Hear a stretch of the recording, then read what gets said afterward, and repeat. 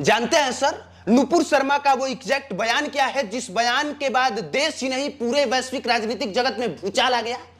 आखिरकार उन्होंने मोहम्मद पैगंबर साहब के बारे में ऐसी कौन सी बात कह दी कि पूरा देश एकजुट, पूरा अरब देश एकजुट होने लगा और भारत से माफी मांगने की बात कहने लगा। कानपुर में दंगा भड़क गया, भाजपा ने नुपुर शर्मा को अपनी पार्टी से बाहर निकाल दिया। अगर आप पूरा सच जानेंगे तो आप भी हैरत में पड़ जाएंगे, लेकिन वो सब पूरा बताने से पहले नए दर्शकों को अपना परिचय। नमस्कार, मेरा नाम कुमार अभिनव है, आप पब्लिक प्लेटफॉर्म देख रहे हैं। दरअसल नुपुर शर्मा भाजपा की राष्ट्रीय प्रवक्ता हैं और 2015 में अरविंद केजरीवाल के खिलाफ चुनाव भी लड़ चुकी हैं। इसीलिए जब जब डिबेट होता है नुपुर शर्मा भाजपा का पक्ष रखने जरूर जाती हैं।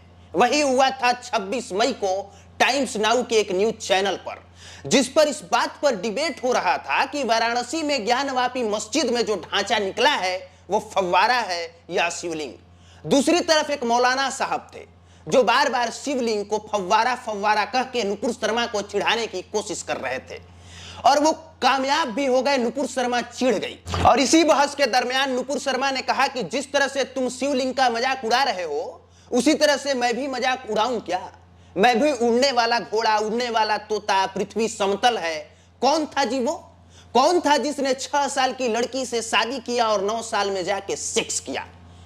मोहम्मद पैगंबर था ना। और इसी बात पर इतना बवाल हुआ कि अरब देश एकजुट होने लगे, भारत से माफी मांगने की बात कहने लगे और 10 दिनों के बाद भाजपा को अकल आई और उसने बिना कुछ सोचे समझे नुपुर शर्मा को अपनी पार्टी से बाहर निकाल दिया। अब सोचने वाली बात यह है कि 26 मई को नुपुर शर्मा ने इस डिबेट में इस तरह की बात कही थी और 31 मई को ऑफ इंडिया को वो इंटरव्यू दे रही थी और उस इंटरव्यू में वो बता रही थी कि उनसे कहा गया है कि बेटा तुम चिंता मत करो, तुम्हारे साथ हर कोई है। प्रधानमंत्री का कार्यालय है, भाजपा का दफ्तर है, पीएमओ है, तुम्हारे साथ गृह मंत्री हैं, राज्य मंत्री हैं, सब कोई तुम्हारे समर्थन में है, तुम्हें चिंता करने की कोई जरूरत नहीं है।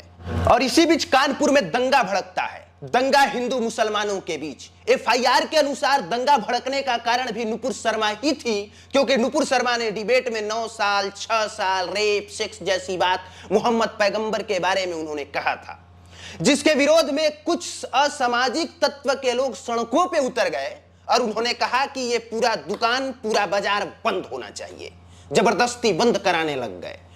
कुछ लोग थे जो बंद नहीं करना चाहते थे, जवाबदेही में उन लोगों ने पत्थर चलाया और वो पत्थरबाजी दोनों तरफ से होने लगी और वही पत्थरबाजी कुछ ही समय के बाद दंगे में तब्दील हो गई, जिसके बाद नुपुर शर्मा की चर्चा हर तरफ होने लगी। चर्चा इतनी ज्यादा कि टीवी चैनलों में यह चलने लगा कि जिसकी वजह से कानपुर में दंगा भड़का वो नुपुर शर्मा कौन है। अब सोचने वाली बात यह है कि 26 तारीख से 4 तारीख के बीच बहुत कुछ हुआ, लेकिन नुपुर शर्मा को कुछ भी नहीं हुआ।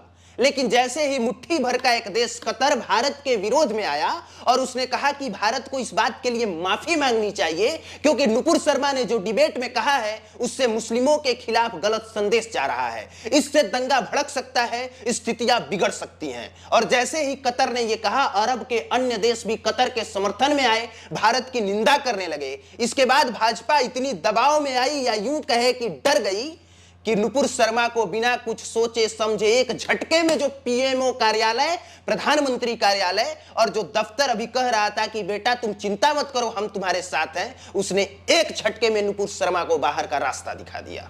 भाजपा ने सिर्फ नुपुर शर्मा को ही बाहर नहीं निकाला, नुपुर शर्मा के इस बयान का समर्थन करने वाले नवीन जिंदल को भी एक झटके में अपनी पार्टी से बेदखल कर दिया।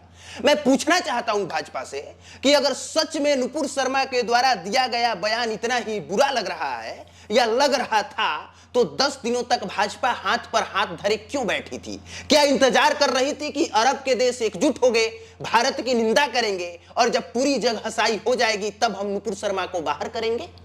और अगर ऐसा नहीं तो फिर भाजपा ने ताल ठोक के अरब देशों से यह सवाल क्यों नहीं किया कि नुपुर शर्मा का जिस बात पर तुम लोग विरोध कर रहे हो, अगर तुम लोगों में इतना ही दम है तो विरोध गूगल का करके दिखाओ ना, क्योंकि नुपुर शर्मा ने जो कुछ भी कहा है वो आज भी जैसे का तैसे गूगल पर लिखा है।